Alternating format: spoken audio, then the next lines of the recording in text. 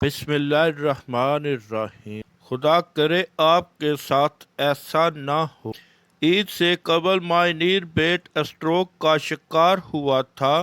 مسلسل معدے کی کمزوری اور نکابت درپیش ہے۔ اسی سلسلے میں کل ایک ڈاکٹر صاحب کے حضور پیش ہوا۔ وہاں موجود احباب نے شفقت کا مظاہرہ کرتے ہوئے مجھے باوجود منع کرنے کے نمبر سے قبل ڈاکٹر صاحب کے سامنے پیش کر دیا۔ ڈاکٹر صاحب کمال محبت سے پیش آئے۔ میں تو ان کی توجہ اور دلچسپی دیکھ کر حیران ہو گیا۔ جب میں وہاں سے نکلا تو میرا ایک دوست سے ٹاکرا ہو گیا۔ بڑی پریشان صورتحال، گھبرائے ہوئے، پسینے میں شرابور ایک شاپر ادویات کا تھامے ہوئے تھا۔ میں نے خیریت دریافت کی۔ اس نے بتایا والدہ صاحبہ ایمرجنسی میں داخل ہیں۔ میں ان کے ساتھ ایمرجنسی میں گیا۔ خالہ جان کی حالت دیکھی، ڈرپ لگی ہوئی تھی، البتہ کافی حد تک سنبھل چکی تھی۔ وہاں ان کی فیملی کے دیگر چند افراد بھی موجود تھے۔ میں نے خالہ کی فرمائش پر انہیں اور ان کی ادویات پر دم کیا اور دوست کو لے کر باہر آ گیا۔ میں نے مریض کی کیفیت معلوم کی تو دوست نے بتایا کہ ہماری ایک بابی کی طبیعت چند دن پہلے خراب ہوئی۔ ان کی عیادت کے لیے قرب و جوار سے مہمان آنا شروع ہو گئے۔ والدہ صاحبہ ان مہمانوں کے لیے کھانا بنانے، آؤ بھگت کرنے میں دیگر بیٹیوں کے ساتھ دن رات لگی رہی۔ اتنی گرمی کے موسم میں 3 دن وقت 30-40 لوگوں کا کھانا پکتا رہا، چائے پانی الگ سے چلتا رہا۔ امی جان سارا دن چولہے کے آگے بیٹھی رہتی۔ آج تو وہ بے سدھ ہو کر گر گئی۔ ابھی 4 گھنٹے قبل ہسپتال لائے ہیں۔ پانی کی کمی اور شدید بخار کی لپیٹ میں ہیں۔ ابھی تیسری ڈرپ شروع ہو چکی ہے۔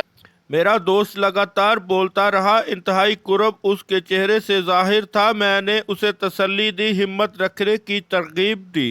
پانی پینے کے بعد وہ بولا، رانا صاحب انشاءاللہ امی جان ٹھیک ہو جائیں گی۔ اب دوسرا دڑکا تو یہ لگا ہوا ہے، عیادت کرنے والے پھر سے آنا شروع ہو جائیں گے۔ اس شدید گرمی میں ہم امی جان کو سنبھالیں گے یا ان مہمانوں کو؟ یار اب ضرور اس ٹاپک پر لکھو۔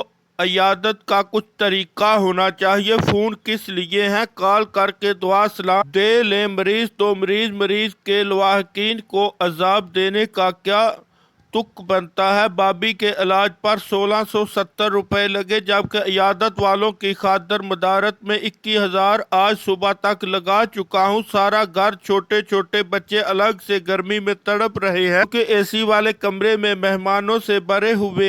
بس کیا بتاؤں بھائی، آپ کو مرض سے ڈر نہیں لگتا؟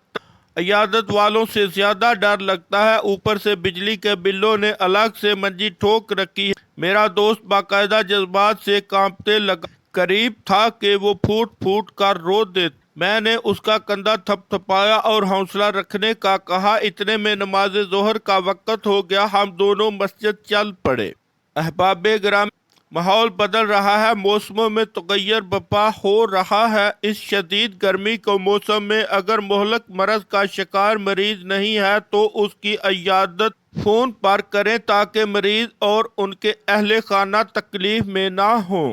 البتہ اگر بیٹیاں یا بیٹے اپنے والدین کی عیادت کے لیے آتے ہیں تو بالکل مختلف صورتحال ہے۔ باقی لوگوں کو مریض کے حساب سے عیادت کرنی چاہیے۔ مہلک مرض کے علاوہ فقط فون کال پر عیادت کر لے۔